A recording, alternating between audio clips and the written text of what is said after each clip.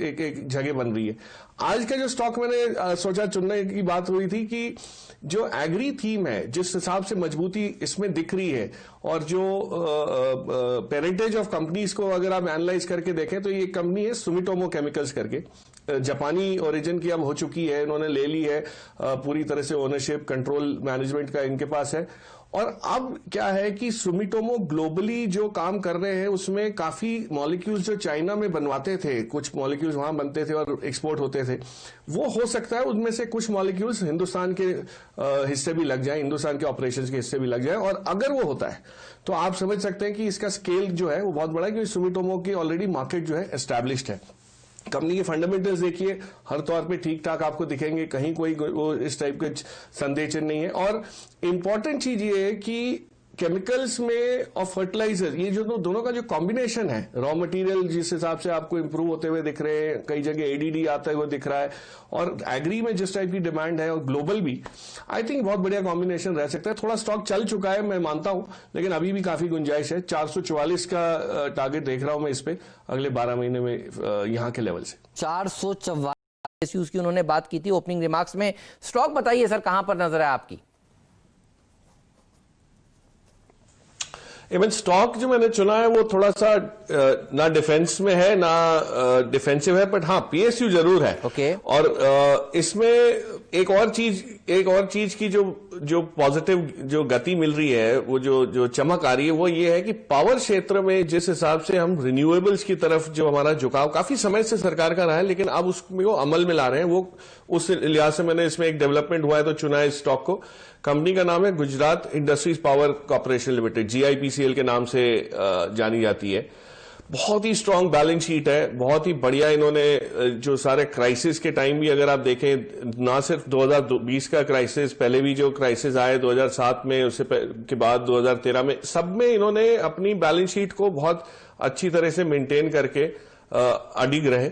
और जो कैप्टिव इनका जो बिजनेस है और इंडस्ट्रियलाइजेशन के जो पॉकेट्स में ये प्रेजेंट है, उसमें इनकी एफिशिएंसी इतनी हाई है कि अगर अब ये रिन्यूएबल्स पे भी फोकस करना शुरू कर देते हैं तो आप सोच सकते हैं कि इसमें कितनी जान आ सकती है। तो एक बहुत बड़ा एक मिसिंग पीस था वो एक आने की बात हो रही है। और दूसरा जो इनके पावर के जो पीएलएफ्स और वो सारे भी आंकड़े आप देखें जो टिपिकल हम पावर क्षेत्र में एनालाइज करते हुए देखते हैं, हर एक में ये खरा उतरता है ये स्टॉक, ये कंपनी। और मुझे लगता है कि अब जिस टाइप की कॉर्पोरेट गवर्नेंस के ऊपर फोकस आना शुरू हुआ है कि अच्छी कंपनी, छोटी भले हो लेकिन अच्छी हो, जिनको बढ़ने की जगह मिलती हो, उनमें से ये एक हो सकती है। हाँ, ये 6 या 4 वाली चीज नहीं है, थोड़ी लंबे समय के लिए रखनी है आपको, पर यहां से आपको एटलीस्ट ये करीब 30% की अपसाइड दे सकता है। मैंने इसका टारगेट 99 का मेरे हिसाब से जो है, ये आपका लक्ष्य हासिल हो सकता है अगले 12 से 15 महीने में। चलिए, आपकी राय इनमें से क्या अभी भी आप जोड़ना चाहेंगे, प्रकाश दीवान जी? वीरू देखिए, जो रिकवरी पहले कंजम्पशन में हुई कि लोग बाहर घर से निकले, थोड़ी बहुत शॉपिंग करे, खुश हो गए, एक चेंज हो गया। अब क्या हो रहा है कि जैसे जैसे एक एक हिम्मत बढ़ रही है और वैक्सीन की अपेक्षा के हिसाब से आधार पे जो कॉन्फिडेंस आ रहा है, अगर सब कुछ ठीक ठाक हो जाता है तो एक आप देखिएगा अगले साल एक बहुत बड़ा दौर शुरू होगा जिसमें लोग ट्रैवल करेंगे, लोग बाहर जाके जो इस साल सारा खर्चा नहीं किया, बचत की है, उसको भी अच्छी तरह इस्तेमाल करके वो करेंगे। और बिजनेस ट्रैवल जब शुरू होगा तो ये जो खास करके इंडियन होटल जैसे हैं जिसमें काफी श्रेय बिजनेस ट्रैवल का रहता है, इट्स नॉट जस्ट लीजर, सिर्फ जो घूमने फिरने वाले लोग हैं उनके अलावा जो बिजनेस काम काज के हिसाब से जो घूमते हैं, उसका भी बहुत बड़ा कंट्रीब्यूशन है। इस सारे होटल समूह में अगर आप देखिए तो 2 एक्सट्रीम एंड्स के मैं चॉइसेस आपको देना चाहूंगा। एक, मुझे इंडियन होटल्स बहुत पसंद है, और दूसरा मुझे ऐसा लग रहा है कहीं ना कहीं जो एयरलाइंस की जो अपॉर्चुनिटी आपको मिलेगी, बीच में हमने देखा था इंडिगो में थोड़ी सी गिरावट आई और फिर वापस एक पुल बैक भी दिखाया, बहुत स्ट्रांग रिकवरी भी दिखाई। तो जब भी आपको नीचे गिरावट में ये चांस लगे तो आप उसको इंडिगो को ले सकते हैं। Of course not at this point, इस समय थोड़ा सा ऊंचा लग रहा है, हो सकता है करेक्शन आए उसमें कहीं ना कहीं, बट इंडिगो और इंडियन होटल, ये दोनों का आपको कॉम्बिनेशन जो है बहुत आएगा। और इंडियन होटल्स टाटा ग्रुप की वजह से जो रीस्ट्रक्चरिंग हो रही है टाटा ग्रुप में, उसका भी पूरा इसको जो फायदा मिलता हुआ दिखेगा आपको। बैलेंस शीट हिसाब से स्ट्रांग इन्होंने हर एक कंपनी की है, इसमें भी अच्छी खासी उसकी इंप्रूवमेंट के जो आसार है वो दिख रहे हैं। दीवान जी, मैंने 2 स्टॉक्स आपके जहन में रखे अभी और स्क्रीन पे रखे, चार्टिकली दोनों ऑल टाइम हाई पर हैं। इन दोनों में कौन सा चीज करना चाहेंगे आप इन लेवल्स पे? Marico at all time high, Tech Mahindra at all time high, दो स्पेस से दो स्टॉक्स।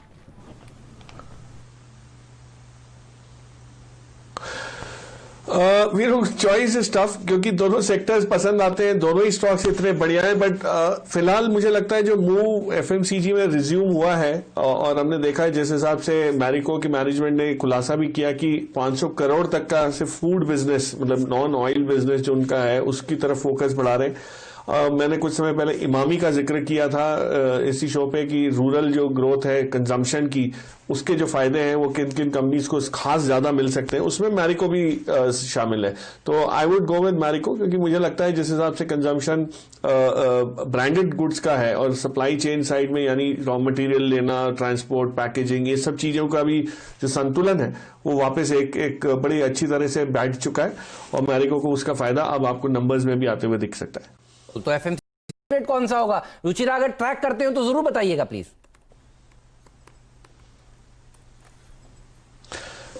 हेमंत, इनफैक्ट यतिन ने जो पकड़ा है शेयर, ये देखिए डीलर्स के पास जो मोमेंटम वाली चीजें हैं वो बहुत जल्दी आ जाती हैं। उसका कारण ये है कि पिछले 2 महीने में पेपर प्राइसेस में जो बढ़त हासिल हुई है इंटरनेशनली, उसका पूरा फायदा इनको हो रहा था। इनको थोड़ा सा मार्जिन्स पे दबाव जो था वो सभी कंपनीज के लिए, और खास करके जो क्राफ्ट पेपर जो पैकेजिंग में इस्तेमाल हो रहा है, ई कॉमर्स को देखिए आप, आज आप एक छोटी सी भी 200 रुपए की भी चीज ऑर्डर करते हैं तो एक अलग डिब्बे में पैक होके आती है।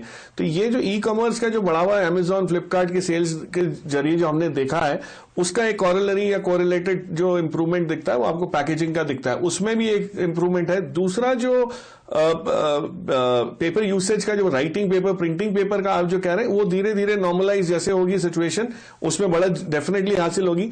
मुझे जो कंपनी इसमें पसंद आती है वो ओरिएंट पेपर है। देखिए उसमें अगर आपने कभी देखी हो तो सीके बिरला ग्रुप की कंपनी है और बहुत बढ़िया बैलेंस शीट है, करीब 60 रुपए के करीब तो इसकी बुक वैल्यू है, लेकिन आज शायद 18 या 19 रुपए पे देखी थी मैंने, मिल रही थी।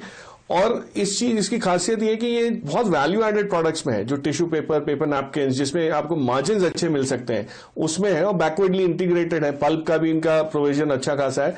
इसको देखा जा सकता है स्ट्रेंथ है ऊपर के ऊंचाइयों से, जैसे रुचिरा की बात करें ये भी काफी नीचे आया हुआ है, बट अपनी अपनी चॉइस है, लेकिन सेगमेंट थोड़ी सी अलग है, but I think it is also quite promising. बहुत ही बढ़िया प्रॉमिसिंग कोकोयू कैमलिन में है। दीवान साहब से जुड़ेंगे और प्रकाश इस पर डलता हुआ आपको दिखेगा उनकी तरफ से।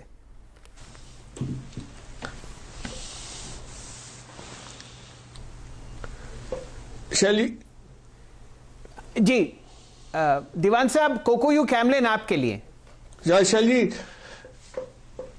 जी नहीं, मैंने कहा आज कैमलिन नाम से थोड़ी सी रौनक आ रही है। आपने दूसरा कैमलिन भी देखा, नीरज भाई ने उस पर मोहर लगाई थी सुबह सुबह। तो कोकोयू कैमलिन की जहां तक बात है, देखिए इनका एक बहुत इंटरेस्टिंग चीज जो इन्होंने की है वो ये है कि जापानी ओनरशिप आने के बाद जो कैमलिन के वो नॉर्मल बोरिंग जो इंस्ट्रूमेंट हुआ करते थे, वो कंपास बॉक्स हुआ करता था जो हम बचपन में बहुत टाइम तक यूज करते आए और बड़े हुए, उसके बजाय इन्होंने अपने प्रोडक्ट रेंज को बहुत इंप्रोवाइज किया है। तो आज अगर आप कोई स्टेशनरी की दुकान में जाते हैं तो ये सिर्फ स्कूल की किताबें और लिखा पढ़ी वाली चीजों के अलावा बहुत चीजें अलग भी करते हैं। और हमारे यहाँ हिंदुस्तान में जो मार्केट जो साइज है, जो पेनिट्रेशन, अंडर पेनिट्रेटेड मार्केट है पेन्स का, पेंसिल्स का, राइटिंग इंस्ट्रूमेंट्स का, नोट पैड्स का, स्टेशनरी का, वो इतना ज्यादा है। और आप इसके कंपैरिजन में अगर जापान में जाएं तो एवरेज जो पर कैपिटा कंजम्पशन जापान की है हिंदुस्तान के कंपैरिजन, ऑफ कोर्स हमारी आबादी भी वैसी है, बट हिंदुस्तान के कंपैरिजन में वो करीब 113 टाइम्स है। तो ये जो डिफरेंस है वो इसीलिए है कि हमारे यहाँ अभी प्रोडक्ट्स इतने आना शुरू नहीं हुए। बट इस टाइप की कंपनी अगर आपको लेनी हो तो ये लॉन्ग टर्म बेसिस पे लीजिए। इसमें 1 तिमाही 2 तिमाही का गेम ही नहीं है, ये है 1 दशक का आपको डिफरेंस इसमें दिखेगा। और हो सकता है कहीं ना कहीं इसकी भी जो है वैल्यू अनलॉकिंग होगी और स्केल अप होगा तो आपको बहुत बढ़िया रिटर्न्स दे सकते हैं।